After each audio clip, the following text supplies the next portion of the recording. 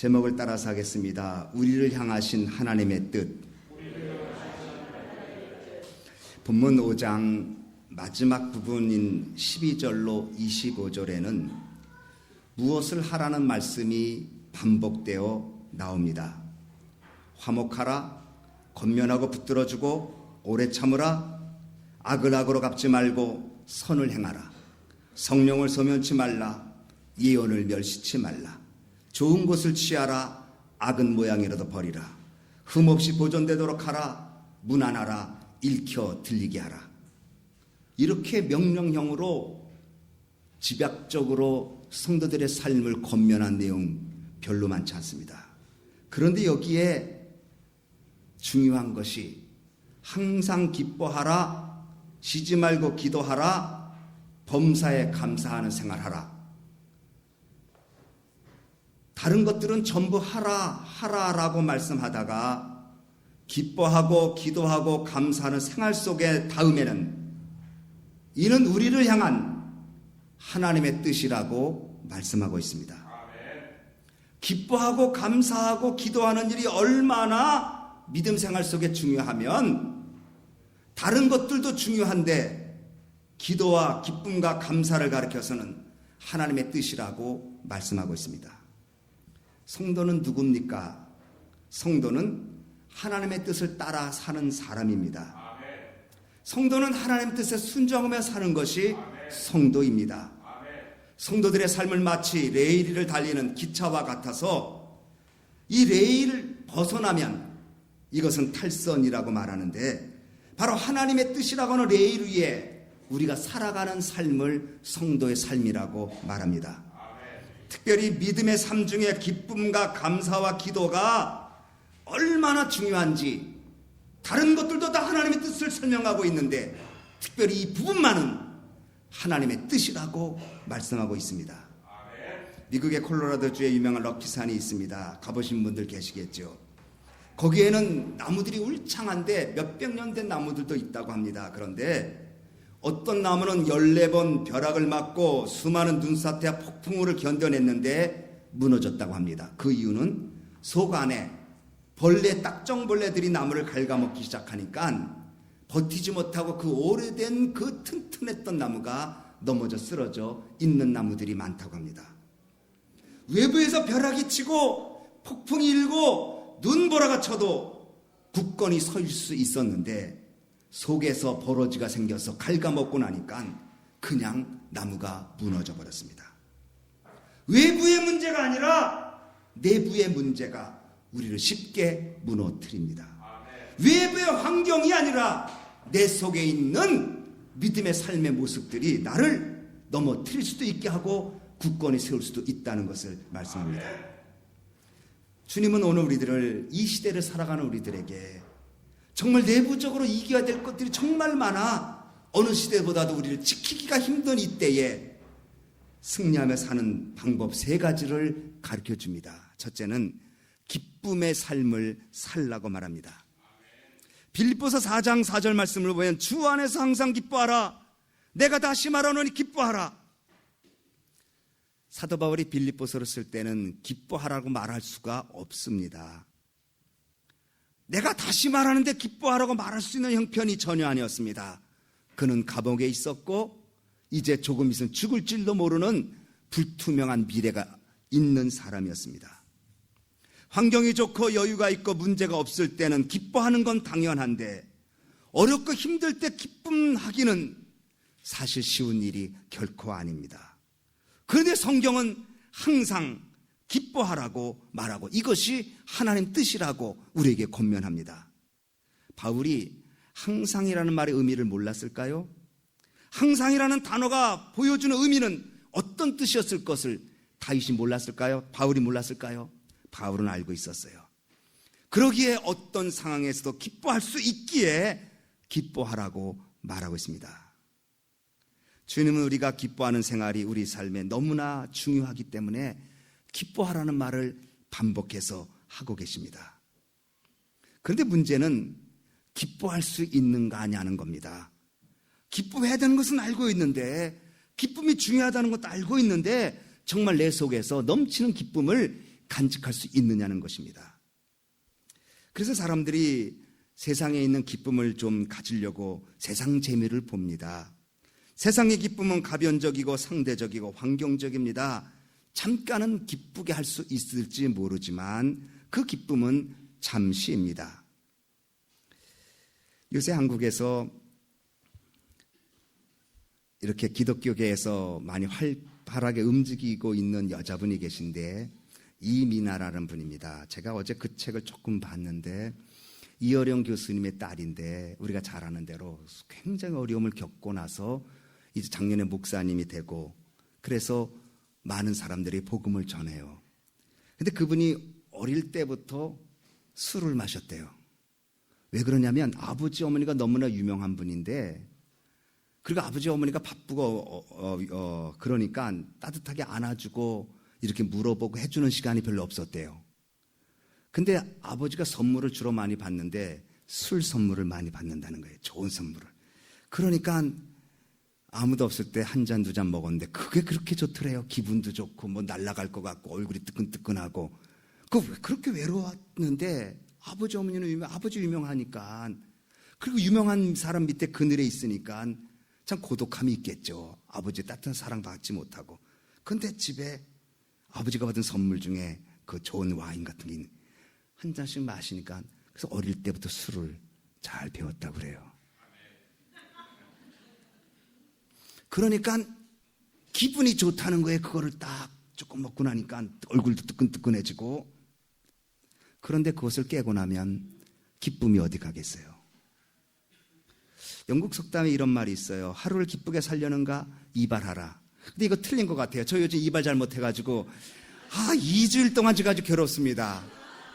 가뜩이나 퉁퉁한 얼굴인데 이걸 짧게 밀어오니 오죽하면 제가 금요일날 머리 깎고 지난 토요일날 새벽기도 설교했더니 목사님 설교는 좋은데 머리는 잘못 깎았어요. 하루를 기쁘게 살려면 이발하라. 한 주간을 기쁘게 살고 싶은가 자동차 사라. 한 달 기쁘게 살고 싶은가 결혼해라. 근데 한 달밖에 안 돼. 한 달밖에. 한 해를 기쁘게 살려는가 새 집 사라. 여러분 이발한다는 것은 내 외모를 단장하는 거죠. 자동차를 산다는 거 외적 환경에 좀 보여지는 개선되는 점이죠. 결혼 정말 얼마나 좋은 거예요. 새 집 사는 거 대단한 거죠. 그런데 기간이 하루, 일주일, 한 달, 한 해밖에 안 된다. 무슨 말일까요? 세상에서 주는 기쁨은 제한적이라는 거예요. 가변적이고 일시적이고 다른 어려움이 오면 뺏기는 기쁨이라는 거죠. 그래서 예수님이 내가 주는 기쁨 빼앗을 자가 없다고 그랬는데 세상 기쁨은 뺏기고 말아요. 지금 기쁜데 더 큰 어려움이 오면 이 기쁨 다 뺏기고 말아요. 그런데 항상 기뻐하라고 그랬어요. 주 안에서 기뻐하라고 그랬어요. 주 안에서 항상 기뻐하라. 세상 사람들이 말하는 그 기쁨의 조건들로 인해서 기뻐하는 것이 아니고 정말 내가 예수 그리스도 안에 있는 감동과 감격으로 기뻐할 수 있는가?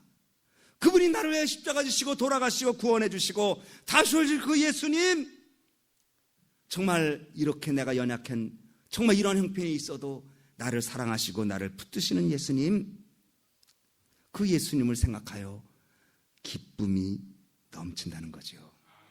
하박국 선지자 말했습니다.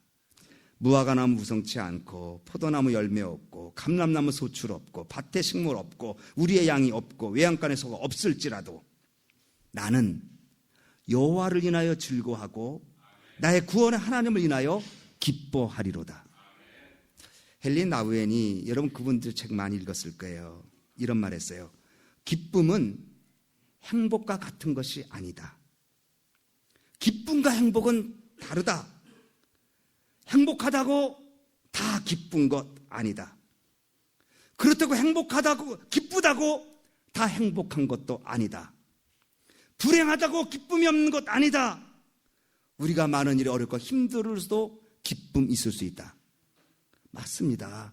우리가 볼 때 행복의 조건은 다 갖춰 있고 난 정말 행복해 하는데 기쁨 없는 사람 얼마나 많아요. 우리가 볼 때는 행복의 조건이 없는데 기뻐하는 사람이 또 얼마나 많아요. 그러니까 기쁨은 행복의 조건이 아니에요. 행복과 관계가 없어요. 기쁨은 불행과도 관계가 없고 고난과도 관계가 없어요. 고난이 있기 때문에 기쁨이 없는 것도 아니고 행복하기 때문에 기쁨이 넘치는 것도 아니에요. 기쁨은 하나님이 주셔야 하는 것입니다. 하나님을 위해서 기뻐하는 것, 이것이 우리들의 기쁨이 되어야 하는 것입니다. 오래전에 중국 선교의 문이 열리고 얼마 되지 않아 중국 선교사로 갔던 앤 밀턴 핀이라고 하는 여자 선교사가 있었습니다. 이분은 의과대학을 갓 졸업한 아름다운 처녀로서 바로 선교사를 지원해서 다른 곳이 아닌 중국으로 떠났습니다. 그 당시 중국은 참 가면 못 오는 곳, 죽을 수 있는 곳, 위험지역으로 느껴진 곳입니다. 그런데 그곳으로 떠났어요. 앤 알터 핀 어머니는 너무나 궁금했어요. 이 딸이 어떻게 지낼까? 그래서 중국을 가는 사람이 있다고 하길래 그 사람에게 그 당시 210달러 값어치의 금전을 주고, 굉장한 거죠, 딸에게 안전하다, 세이프하다라고 하는 전보를 쳐달라고 부탁을 했습니다. 그래서 이 심부름하는 사람은 그 어머니의 돈을 받고 그리고 중국으로 갔어요. 얼마 후에 앤에게서, 딸에게서 전보가 왔습니다. 그런데 어머니에게 준 전보의 내용은 어머니가 기다렸던 단어가 아닙니다. 안전하게 있습니다라는 말이 없고 나는 즐겁게 있습니다. 여러분, 안전한 것과 즐겁게 있다는 것은 달라요. 불안전한데도 즐거울 수 있다는 거죠. 지금 위험한 곳이지만 즐겁다는 것이지요. 지금 미래가 보이진 않지만 기쁨이 있다는 것입니다. 나는 지금 기쁘다. 이것이 편지 내용이었어요. 나는 지금 안전한 곳에 있습니다가 아니라 즐겁습니다. 이것이 크리스천 삶입니다. 주님께 온전한 사람은 안전함과 편안함 때문에 즐겁고 기쁜 게 아니라 예수님이 계시기 때문에, 그것 때문에 기쁜 것입니다. 예수님은 누가복음 2장 10절에 온 세상에 미칠 큰 기쁨의 좋은 소식을 너에게 전하노라. 누가복음 2장 14절에 지극히 높은 곳에 하나님께 영광이고 땅에서는 기뻐하심을 입은 사람 중에 평화로다. 하늘엔 영광, 사람에게 기쁨, 땅에는 평화. 예수님께서 이 땅에 오신 역사는 기쁨을 주려고 오셨어요. 여러분, 누가복음 15장에는 잃은 것 세 가지를 찾는 이야기가 나와요. 잃은 양을 찾는 것, 잃은 드라크마를 찾는 것, 돌아온 탕자. 양 찾는 것, 돈 찾는 것, 사람 찾는 것. 이 세 가지 찾는 거예요. 다 잃어버렸다 찾는 거예요. 그런데 그 세 가지 비유의 끝에 공통점은 잔치 베풀어요. 기뻐하고 잔치 베푸는 것으로 나와요. 그런데 이제 마지막에 탕자가 돌아와서 아버지가 송아지 잡고 신발 신고 옷 입히고 잔치 송아지, 살찐 송아지 잡아서 잔치하니까 큰 아들이 와서 화를 냅니다. 아버지, 나는 아버지와 함께 맨날 일하고 고생하는데 아버지 거 다 가지고 나갔다가 망하고 온 아들 왔다고 저렇게 잔치 베풀면 어떡합니까? 그때 아버지가 이렇게 말했어요. 죽었던 아들이 살아왔으니 어찌 기쁘지 아니하랴. 누가복음 15장 32절에 아버지가 큰아들에게 반문합니다. 왜 기쁘지 않겠어? 이것으로 누가복음 그 15장이 끝나요. 바로 이런 것을 찾았을 때 그 기쁨, 바로 예수님이 그 기쁨 주려고 오셨다는 거죠. 그러므로 사도 바울이 이 은혜를 깨달았어요. 나는 지금 감옥에 있구나. 이제 얼마 있으면 나는 교수형에, 참수형에 처할지도 모르겠구나. 그러나 나는 하늘나라가 기다려 있고 우리 주님이 여태까지 나와 인도하셨으니 내가 어찌 기쁘지 않겠는가. 철학자 니체는 독실한 크리스찬이었었죠. 그런 가정에 있었었죠. 그러나 무신론자가 됐어요. 그가 이렇게 말했어요. 내가 예수를 믿을 필요성을 느끼지 않는 이유는 크리스찬들 생활에서 기쁨을 찾지 못했기 때문이다. 그 다음에 또 말하기를 나는 크리스찬들에게 예수를 소개해주고 싶다. 이렇게 말했어요. 이야, 참. 그러니 예수 믿는 성도들에게, 예수 믿는 사람들의 그 표시인 기쁨이 없이 살고 있다는 그 안타까운 모습을 그 무신론자가 된 니체가 나는 예수님을 크리스찬들에게 소개해주고 싶다고 말했습니다. C.S. 루이스는 그분의 책에서 당신은 예수를 알게 됨으로써 참을 수 없는 기쁨이 있습니까? 이렇게 물어봤다고 그래요. 우리는 하나님 사랑을 너무 쉽게 말해요. 진정한 하나님의 사랑이 내 속에 와 닿았으면 그 사랑은 우리를 기쁨으로 인도한다는 것이죠. 그래서 사도 바울은 항상 기뻐하라. 이것이 너희를 향한 주님의 뜻이라고 말하고 있습니다. 둘째로 감사하는 생활이 하나님의 뜻입니다. 감사하되 이것도 범사에 감사하라고 그랬어요. 그러니까 지금 항상 범사에 쉬지 말고 이 세 단어가 어찌 가능하겠습니까?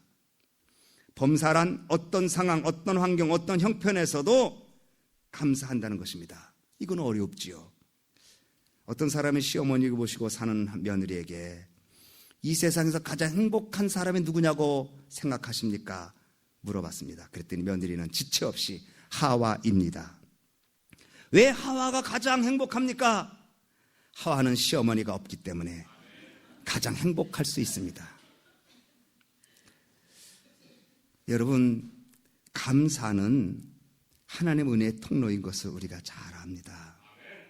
감사의 기도가 응답의 길인 것도 우리는 압니다. 그런데 감사를 못할 때가 많아요. 감사는 온도 조절계와 같다고 그래요. 여러분, 온도계가 있고 온도 조절계가 있어요. 온도계는 온도만 가르쳐주는 게 지금 20도, 30도, 40도 그냥 온도만 얘기해줘요. 그러나 온도 조절기는 20도가 되면 온도를 높여주고 더 60도가 되면 온도를 낮춰주면서 그 안에 있는 환경을 온도를 바꿔줘요. 온도계는 상황은 지적할 수는 있지만 문제는 지적할 수 있지만 온도계는 바꿔주지 못해요. 온도 조절기는 문제를 바꿔줘요. 추우면 따뜻하게, 너무 더우면 약간 식게. 이게 온도 조절기. 사업이 잘 되면 기분 좋고 안 되면 낙심되고 상황에 따라 기분이 달라지면 온도계와 같은 사람이지만 상황에 따라서도 항상 그 분위기를 감사와 감동으로 문쳐놓는 사람은 온도 조절기와 같은 사람입니다. 그러므로 문제는 누구든지 지적할 수 있는 온도계가 될 수 있어요. 그거는 쉬워요. 그러나 문제를 지적하는 것이 아니라 문제를 바꾸는 온도 조절기가 되는 것이 하나님의 뜻인 줄 믿으시기 바랍니다. 온도 조절기와 같은 사람은 주어진 삶의 환경에 영향을 받을 수 있는 것이 아니라 그 상황에 영향을 끼치는 하나님의 사람이 된다는 것입니다. 1차 세계대전 때 한 젊은이가 수도사를 꿈꾸는 젊은이가 전쟁에 참여했습니다. 그는 늘 기도했으니 하나님, 나는 수도사가 되어서 일생을 기도하며 하나님을 위해서 지나겠습니다. 그런데 전쟁하다가 발을 다쳤어요. 아니 하나님, 내가 이 몸을 헌신해서 주를 위해서 쓰고 싶은데 발을 다쳐서 쓰질 못하니 어찌된 일입니까? 원망하고 불평할 수 있을 텐데 이 사람은 그렇지 않았습니다. 하나님, 왜 다리가 다쳤는지 모르지만 주의 뜻이 있는 줄 믿고 그는 수도사가 내가 못 되면 수도사에서 일하는 요리사가 되겠다고 그렇게 생각했습니다. 그래서 그는 늘 수도사에 대한 생각과 꿈에 사로잡혀 있다가 그 꿈을 접고 수도사를 섬기는 요리사가 되어버렸습니다. 수도사가 부러울 때가 있습니다. 다 이렇게 옷을 입고 가서 성경을 읽고 노동을 하고 성경을 쓰고 또 모여서 큐티를 하고 하는 것이 너무 부드럽습니다. 그렇지만 자기는 부엌에서 요리를 지으면서 수도사를 잘 섬기는 것이 내 본분일지도 몰라 감사하면서 수도사를 섬겼습니다. 그런데 놀라운 것은 시간이 흐르고 수도사에서 요리사로 지냈던 이 사람이 그 수도원 원장이 되었습니다. 하나님은 환경을 바꿔주십니다. 하나님 우리의 생각하는 것 이상으로 보고 계십니다. 우리는 앞을 보지만 주님은 저 끝까지도 우리의 삶을 보고 계신 분입니다. 이것이 믿음입니다. 이것이 주님 앞에 맡기는 것이 믿음이고 그분의 섭리 속에 내가 들어가서 감사하고 믿음으로 기다리는 것이 하나님의 역사가 일어나는 줄 믿으시기 바랍니다. 세 번째로 쉬지 말고 기도하는 것이 하나님의 뜻입니다. 기도는 누구든지 할 수 있습니다. 그런데 어떻게 쉬지 말고 기도할까? 에베소 6장 18절에 모든 기도와 간구로 하되 무시로 성령 안에서 기도하고 이를 위하여 깨어 구하기를 항상 힘쓰라. 무시로 성령 안에서 기도하는 것이 쉬지 말고 기도하는 것이에요. 그럼 무시로 성령 안에서 기도한다는 것은 무엇일까? 내 생각을 주님 앞에 두는 것이 성령 안에 두는 것입니다. 내가 요리를 해도 주님을 생각하는 겁니다. 내가 회사에서 일을 해도 주님을 생각하는 것입니다. 내가 어떤 일을 결정할 때도 주님을 생각하며 결정하는 것입니다. 내가 무슨 말을 할 때도 주님께 향한 생각으로 말을 하는 것입니다. 내가 섬길 때도 주님을 향한 생각으로 섬기는 것입니다. 내 생각의 초점이 주님 앞에 있는 것, 바로 이것이 쉬지 말고 기도하는 생활입니다. 요한 웨슬레와 동시대의 위대한 목회자였던 존 플래처라는 사람이 있습니다. 그는 그의 일기에 이렇게 써놨습니다. 나는 기도의 호흡으로 방벽을 적시겠다. 기도는 호흡이니까 내가 얼마나 하나님 앞에 이 벽을 향하여 기도했더니 이 벽이 내 호흡으로 젖어 있다. 존 플래처는 나는 내 마음을 하나님께 드리지 않고서는 결코 자리에 일어나지 않겠다. 당신은 사람들을 만나면서 만나는 것이 먼저인가? 당신은 기도하고 하나님을 먼저 만나고 사람을 만나는가? 마틴 루터는 만약 내가 매일 새벽 2시간을 기도를 보내지 않으면 그날의 승리는 마귀에게로 돌아갈 것이다. 나는 너무나 바쁘기 때문에 매일 3시간씩 더 기도하겠다. 조셉 올라인이라는 사람은 새벽 4시에 기도회 때 항상 일어나서 8시까지 기도했는데, 그가 일어나기 전에 상인들이 지나가는 걸 보면 상인들이 뭐 사세요, 뭐 이렇게 해서 우리로 말하면 옛날에 두부 사려, 뭐 이렇게 묵 사려 이렇게 하잖아요. 그 아침을 깨우거나 그러잖아요. 근데 이분이 만약에 자기가 기도하기 전에 상인들의 발걸음 소리, 상인들이 뭐 파는 소리를 들으면 이렇게 말했답니다. 아, 얼마나 큰 수치인가. 나의 주인이 저들의 주인보다 못하단 말인가. 나보다 저들의 주인이 얼마나 크면 저들은 나보다 먼저 깨어서 장사를 하는가. 나의 주인이 더 위대하지 않은가 하고 항상 어떤 상인들보다도 먼저 그들의 상인의 발걸음이 들리기 전에 일어나서 자신의 주인이신 하나님 앞에 기도했다는 조셉 올라인. 하나님은 기도하는 사람을 결코 버리지 않습니다. 그러므로 예수님께서 기도를 가르쳐 주셨고 기도하기를 권면하셨고 기도의 모범을 보여주셨습니다. 기쁨, 감사, 기도는 떨어져 있는 것이 아닙니다. 기쁨 가진 사람은 감사할 수 있고 감사하는 사람은 기도할 수 있습니다. 감사하는 사람은 기도할 수 있고 기도하는 사람은 기뻐할 수 있습니다. 기도하는 사람은 기뻐할 수 있고 기뻐하는 사람은 감사할 수 있습니다. 그러므로 무엇이 우선순위인지는 모르겠지만 중요한 건 감사, 기도, 기쁨이 하나님의 뜻인 것을 알고 그 뜻을 추구하고 그 뜻 안에 내 삶을 던질 때 주님 우리를 통해서 영광 받으시는 줄 믿으시기 바랍니다. 사랑하는 소망교회 귀한 식구들, 지난 수요일에 우리 심야 기도회 하는데 한 분이 그래요. 우리가 이제 모여서 합심기도 많이 하는데 간증할 거 있습니까? 그랬어요. 그랬더니 어느 분이 참 올해 너무너무 어려워서 어떻게 지낼 줄 몰라서 걱정이 1월 달에 많았는데 여기까지 왔습니다. 정말 그렇죠. 어떻게 살 줄 몰랐는데 여기까지 왔어요. 하나님 우리를 버리시지 않습니다. 우리가 하나님의 뜻 안에 있을 때에 내부에 끓어오르는 아픔, 분노, 의심, 두려움, 절망, 낙심들을 물리치고 하나님의 뜻 안에 굳건히 서서 주의 영광 돌리는 축복이 있는 것을 믿으시기 바랍니다. 아무쪼록 우리 소망교회 이 11월 달에 정말 기도 많이 하고 정말 기뻐하고 진정으로 감사해서 하나님의 뜻을 성취시켜드리는 주의 백성 되어시기를 주님의 이름으로 축원합니다. 기도하겠습니다.